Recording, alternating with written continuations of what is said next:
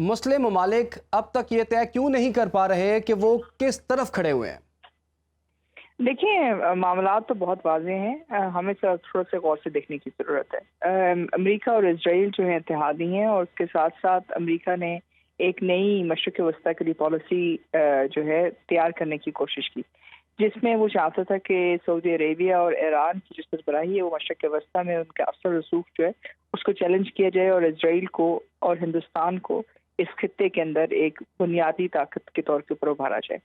لیکن حماس کے اس حملے سے یہ بات واضح ہے کہ یہ ایک ناکام کوشش ہوئی ہے، کیونکہ جس تاریخ کو حملہ کیا گیا حماس سے وہ 6 اکتوبر ہے، جو عرب اسرائیلی تاریخ کے اندر ایک اہم دن ہے اور پہلی عرب اسرائیلی جنگ کی بنیاد رکھتی ہے۔ دوسری طرف جو اقوام متحدہ کی سیکیورٹی کونسل ہے، اس نے بھی کوئی واضح ریزولوشن پاس نہیں ہو سکی۔ وہ اس بات کا اعتراف ہے کہ روس، چین جو ہے اس وقت فلسطین کے ساتھ کھڑے ہیں، اور امریکہ، برطانیہ اور فرانس ایک طرف کھڑے ہیں، اور اس کا جو نتیجہ ہے وہ یہ ہے کہ پہلی دفعہ اب امریکہ کو اسرائیل کی دفاع کے لیے اجتماعی طور پہ نہیں بلکہ انفرادی طور کے اوپر باہر نکلنا پڑا ہے۔ تو میرے خیال سے صف بندی تو ہو چکی ہے دونوں طرف سے، اور یہ بات بھی کہ یہ حملے جو ہے راکٹ کے ذریعے کی گئے، اس بات کی عکاسی کرتے ہیں کہ اس وقت فلسطینیوں کو علاقائی سپورٹ حاصل ہے، اور اس کے ساتھ ساتھ جو مسلم دنیا ہے اس کے اندر بھی ایک واضح توازن ہے جو دوسری طرف جا رہا ہے۔ جی اچھا، لیکن ڈاکٹر صاحبہ ابھی ہم دیکھ رہے ہیں ایک انسانی نیا المیہ جو ہے وہ جنم لے رہا ہے۔ بہت سے ایسے لوگ ہیں جو کہ اپنے گھروں کو چھوڑ کے جا چکے ہیں، بہت سے زخمی ہیں، عمارتوں کو، اسکولوں کو ایون کی نشانہ بنایا جا رہا ہے۔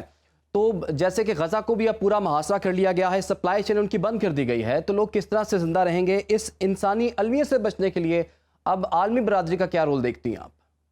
دیکھیں، انسانی المیہ تو ابھی سے نہیں ہے، 2021 سے بھی اگر آپ کو یاد ہو، 2021 میں بھی اسرائیل نے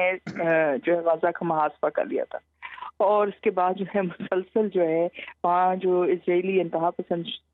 سوچ کی بنیاد پر ان کے سیٹلرز جو ہیں آہستہ آہستہ غزہ کی پٹی سے اور غزہ کے اندر جو فلسطینی آباد ہیں ان کو بے گھر کر رہے تھے، اور یہ جو پالیسی ہے، اسی پالیسی کا اندراج جو ہے آپ نے دیکھا اسرائیل کی جو گھٹ جوڑ ہندوستان کے ساتھ تھا، کشمیر میں بھی دیکھنے میں نظر آیا۔ اس وقت جو انسانی چیلنج ہے اس کو کیسے دور کریں گے، اس کے لیے ظاہر ہے اقوام متحدہ کی کچھ ایجنسیز ہیں اور بین الاقوامی جو تنظیمیں ہیں ان کو زور دینا پڑے گا کہ وہ کچھ نہ کچھ رسائی کر سکیں، لیکن اس سے سب سے بڑا کردار جو ہے جو علاقائی طاقتیں ہیں جیسے لبنان، جارڈن اور مصر یہ ادا کریں گے۔ اگر تو یہاں اثر رسوخ دوسری طرف جاتا ہے تو پھر بڑی حد تک جو پریشر ہے وہ اسرائیل کے اوپر اس میں اضافہ ہوگا، اور یہ اس بات پہ ڈپینڈ کرتا ہے کہ سعودی عربیہ کتنی حد تک فلسطینیوں کے ساتھ کھڑا ہوتا ہے، اور اس وقت تو بہت واضح طور پر ان کے ساتھ کھڑا ہے، اور ایران بھی۔ تو اس لحاظ سے صورتحال اگلے 1-2 دن میں واضح ہوگی